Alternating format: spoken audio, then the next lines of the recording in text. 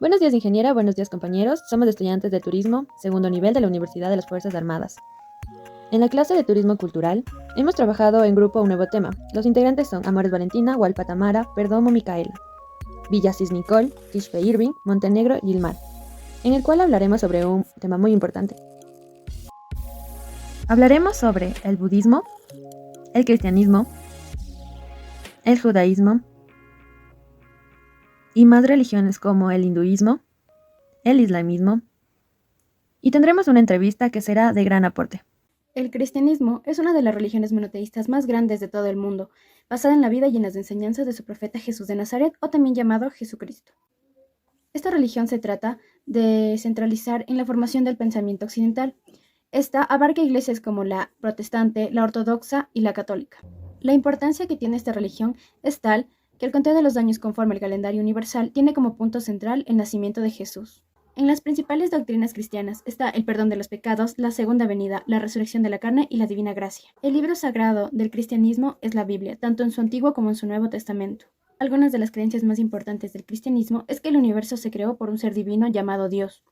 Además, también creen en la naturaleza divina, que es el Padre, el Hijo y el Espíritu Santo. ¿Qué es el budismo? El budismo es tanto una religión como una doctrina filosófica y espiritual, en el cual son no teístas. Esto quiere decir que ellos no plantean la existencia de ningún dios ni de un creador en específico. En tanto a la doctrina, en el budismo se refiere a que no hacen ninguna referencia o devoción a ningún dios, sino más bien se centran en el desarrollo espiritual y personal de cada persona.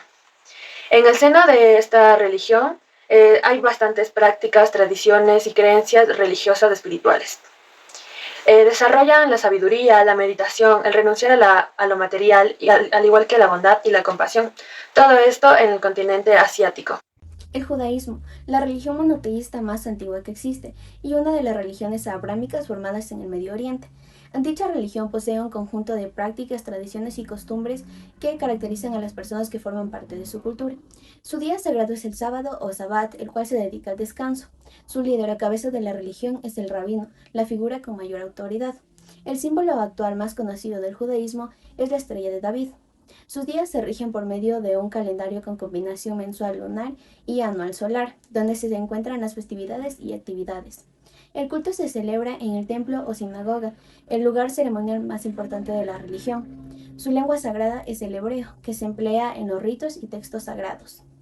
El hinduismo es la religión más popular, encontrándose entre las tres más grandes del mundo. Dentro de ella hay muchas escuelas y tradiciones diferentes, siguiendo la tradición de las castas.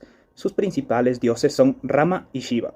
El hinduismo es una religión dharma, ampliamente practicada en el sur de Asia. Los hinduistas creen que la suya es la religión más antigua del mundo. Los eruditos consideran al hinduismo como una fusión o síntesis de varias culturas y tradiciones indias, con diversas raíces y sin ningún fundador. Este sincretismo hinduista comenzó a desarrollarse entre el año 500 y el 300 antes de nuestra era, siguiendo las pautas de la religión védica, que estas existieron entre el 1500 y el 700 antes de Cristo. Es una religión monoteísta que surgió en la península de Arab, principios del siglo XIII. Cuando el profeta árabe Mahoma comenzó a predicar, lo obedecían a un único Dios llamado Alá. Igual que el cristianismo o el judaísmo, el Islam es una religión que venera a Alá como su único Dios. Los principios y valores de la religión musulmana se recogen en el Corán, un libro sagrado que explica las vivencias y todo lo que ocurrió con el profeta Mahoma. Y en ese libro se recopilan los 5 pilares o normas básicas que todo musulmán debe cumplir a la perfección. ¿Cuáles serían? Profesión de la fe, la oración, la claridad y el ayuno durante el Ramadán y la peregrinación en la Meca, al menos una vez en la vida. Buenas tardes con todos. Nosotros somos estudiantes de la Universidad de las Fuerzas Armadas de ESPE de la carrera de Turismo de segundo semestre. El grupo está integrado por la señorita Amores Valentina, Hualpa Tamara, Perdomo Micaela, Montenegro Gilmar, Quispe Irving y mi persona Villasis Nicol. El objetivo de la entrevista que se va a realizar es poder conocer la importancia de las religiones en el mundo como parte de la producción turística cultural. Para ello, hemos solicitado una pequeña y breve entrevista al señor Omar Gavilanes. A continuación, él nos va a detallar un poco más de su trabajo. Por favor, ¿nos podría describir un poco más acerca de usted? Sí, buenas tardes a todos. Soy Omar, soy de Guayaquil. Estudié aquí en Italia, me formé en la carrera turística en el colegio y después en 3 años de universidad estudié turismo con maestría en turismo e idiomas, en francés e inglés. Y bueno, vivo en Milán ya desde hace más de 15 años. Y bueno, soy guía turístico en Milán y en toda la región norte de Italia.